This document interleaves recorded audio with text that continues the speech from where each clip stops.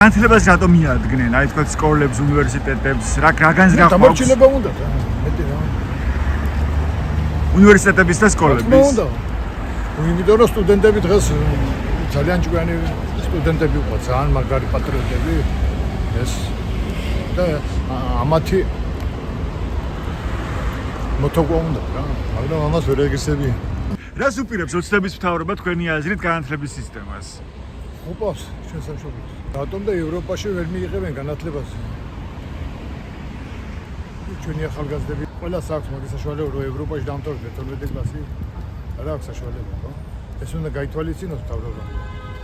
რა არის მაგრამ მათი კანონები მიღებულ რომელიც საქართველოს ადგილას შეჭამს და ვერ ხედავთ რა ხდება. პრემიერში 7 მილიონი სახში უნახეს და 20 ლარი პენსიას დაუმატენ, რა არის რამე შეიძლება ამის შედარება და პირბადების ხალხი ჭერენ და კაც 7 მილიონი სახში უნახენ და არ დაიჭირენ და ახლა ასამართალზეა საუბარი. ყველაფერს აკონტროლებს მაგენ ხო? და პროკურატურა დამოუკიდებელია, სასამართლო დამოუკიდებელია თუ რა არის დამოუკიდებელი? პედაგოგები მისაქმეს ვერ აკეთებს, ექიმები მისაქმეს ვერ აკეთებს, ყველა დამორჩილებულია მთავრობაზე და ეს ძალიან ცუდია. ამ თქვენი აზრით სულს რომ პროფესორები სრულად აკონტროლონ და მათ ვეღარ გამოხატონ კრიტიკული აზრი? ძალიან ცუდი რამაა. მაგრამ საქართველოს ამაზე ვარესი მქონია და გაიღვიძებს ქართველიერი და ყველას გაცევს მის სათანადო პასუხს.